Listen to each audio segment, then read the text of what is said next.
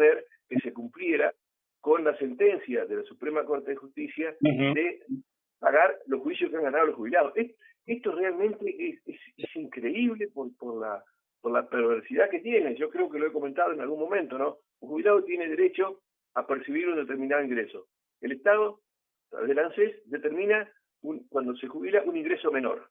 Ajá. Bueno, el jubilado apela y va a la justicia. Y la justicia normalmente en primera instancia le da a favor al jubilado porque aplica la ley, ¿no es cierto? El Estado apela y va a la Cámara. La Cámara falla a favor del jubilado porque aplica la ley. El Estado apela y va a la Suprema Corte. Y en la Suprema Corte de Justicia se juntan decenas de miles de casos porque no da abasto, ¿no es cierto? Y demora mucho, pero cuando pide la Suprema Corte que el jubilado tiene que cobrar, el Estado no le paga. Entonces el jubilado tiene que hacerle un juicio para cobrar lo que ya determinó la Suprema Corte. Entonces hay atrasos. Es decir, esto es perverso. Esto viene ya de gobiernos anteriores, ¿no? Sí. No ha sido algo que, o sea, abogamos por los jubilados, no es el tema de este gobierno, era lo que estaba por yo contarte, decir, meterme, hacer una intromisión para decir esto, ¿no?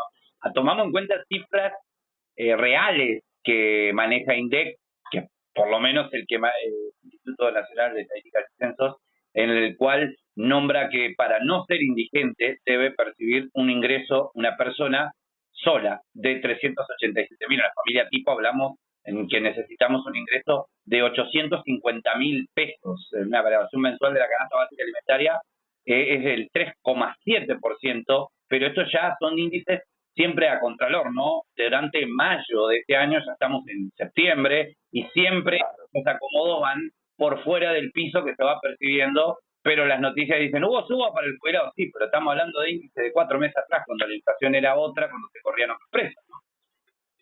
Claro, normalmente hemos hablado, ¿no?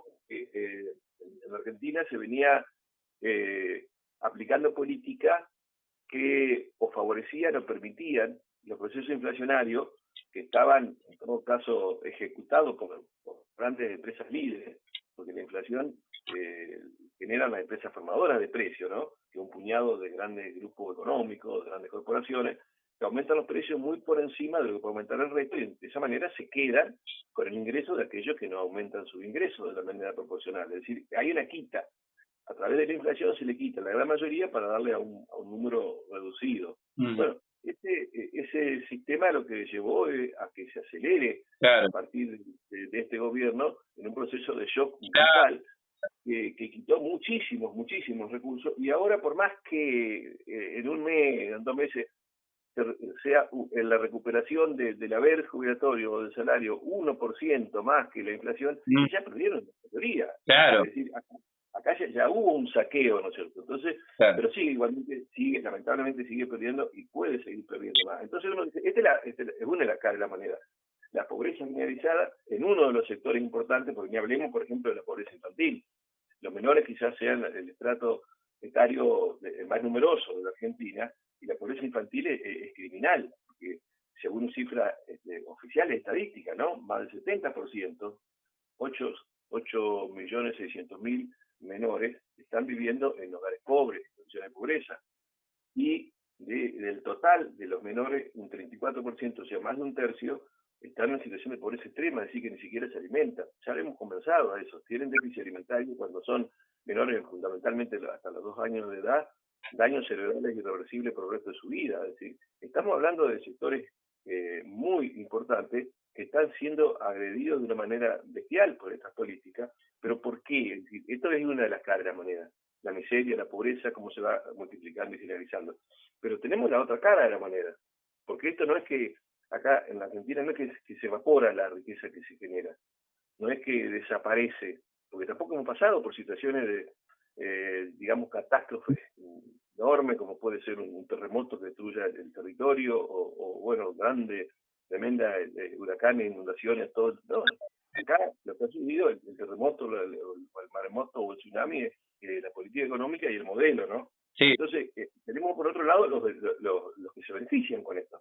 Y uno de los sectores que más se beneficia es uno de los sectores, en todo caso nosotros podemos llamarlo, digamos, más inescrupulosos de la sociedad y de la economía. Y son aquellos que son, lo ha dicho el presidente de manera pública, ¿no es cierto?, que son aquellos que para el presidente son héroes, Sí. los evasores y los que fugan capitales, que son los grandes usureros. Para darte un ejemplo, ¿no es cierto?, cómo el Estado dice que no tiene dinero, pero transforma y traslada esa riqueza hacia los bolsillos de este sector minoritario. Una de las formas ha sido cuando los grandes especuladores ganan sin poner ni siquiera, ponen dinero en su bolsillo sin hacer nada. El Banco Central les garantiza tasas de intereses inéditas en el mundo, y esa tasa de interés que ganan acá le implica multiplicar su dinero muchísimo, sin hacer nada, ¿no? Sin hacer nada, sin arriesgar, sin nada. Ahora, ese dinero te lo tienen que llevar afuera, y nosotros ya hemos hablado de ese tema. ¿Cómo hacen para llevárselo afuera? Tienen que llevárselo en dólares. Entonces, ¿qué hace el Estado? El Estado le vende dólares baratos. Y si no tiene dólares baratos para venderle porque no le alcanza con los dólares que se genera por el comercio exterior, el Estado se endeuda. Y así ha venido endeudándose. El Estado toma deuda externa para entregarle dólares baratos a los especuladores. Y esos dólares baratos que se llaman especuladores le garantizan un beneficio extraordinario en moneda fuerte. Pero claro, pero después hay deuda, hay que pagarla. Claro. ¿A quién se cobra el Estado? Y se la cobra a esto que está ajustando ahora, a los trabajadores, a los jubilados. A los jubilados, exacto. A los maestros. Es decir, los que pagan la fiesta no son los que participaron en la fiesta, sino son los que no recibieron ni siquiera la migaja. Estos usureros son los que, además, son evasores porque no pagan impuestos. Para darte, en todo caso, una cifra muy concreta. Si hemos hablado ya del tema de impuestos, estamos un poco repasando lo que hemos hablado en otros momentos. Hemos hablado del tema de impuestos, y en los países donde el pueblo vive mejor, donde hay mejor nivel de ingreso, los impuestos, digamos, la carga tributaria es mayor que en la Argentina. Anda alrededor de un promedio de un 40% del PBI. ¿Sí? 40% del PBI. En Argentina no llega al 30%, está un poquito por debajo del 30% del PBI. ¿Qué pasa si en Argentina se cobrara impuestos como se cobra en esos países? Bueno, nosotros tendríamos una recaudación por encima de la actual, que implica más de 113.000 millones de dólares por año. Una cifra fabulosa. Si solo se cobrara como cobran los países que nosotros a veces decimos los desarrollados, donde la gente vive mejor. Es decir, que acá, lo que pasa es que los grandes, los que más ganan, son evasores y fugadores de capital, entonces no pagan impuestos. Entonces, claro, no hay plata, pero no hay plata por eso. ¿Y a quién se le recarga eso? Y se le recarga a los más chicos. ¿Para qué? Para pagar una deuda que no se tomó para mejorar las condiciones del pueblo, sino para que se fuguen los capitales, los usureros y los especuladores. Este es el fondo de la cuestión, y que no resuelve nada todo lo que estamos haciendo, de lo que está haciendo el gobierno, ¿no? Tomar más deuda para pagar deuda anterior, pero como no se alcanza a pagar todo, la deuda es mayor y se va acumulando. Más pagamos, más debemos, y más en todo caso, condicionamiento en cuanto a entrega de territorio se va dando.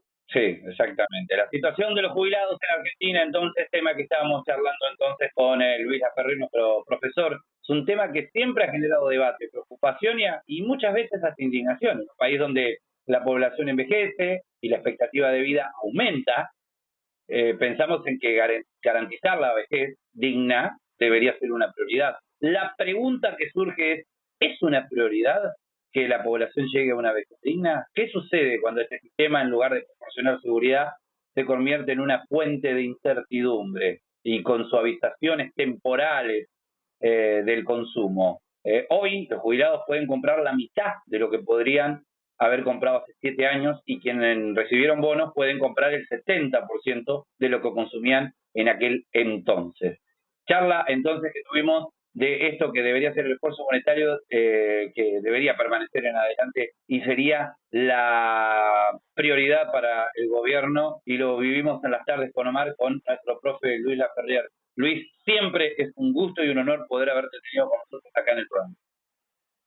Bueno, Gennaro, gracias por esta oportunidad, y bueno, espero que sigamos teniendo estos encuentros semanales. Semana que viene hablamos nuevamente. Me gustaría poder la charlemos con más tiempo. Estamos esta semana fue una cosa, tenemos la selección, tuvimos River, tenemos mañana el prefederal, andamos con la parte deportiva y el programa se armó todos los días, pero la semana que viene un poco más tranquilo, vamos a charlar el lunes, bien moldeado el tema que vamos a hacer para miércoles o jueves de la semana que viene. Cómo no, Llenar, un abrazo. Un abrazo muy grande. Es siempre un honor tenerlo a nuestro profe Luis Laferrier en las tardes con Omar.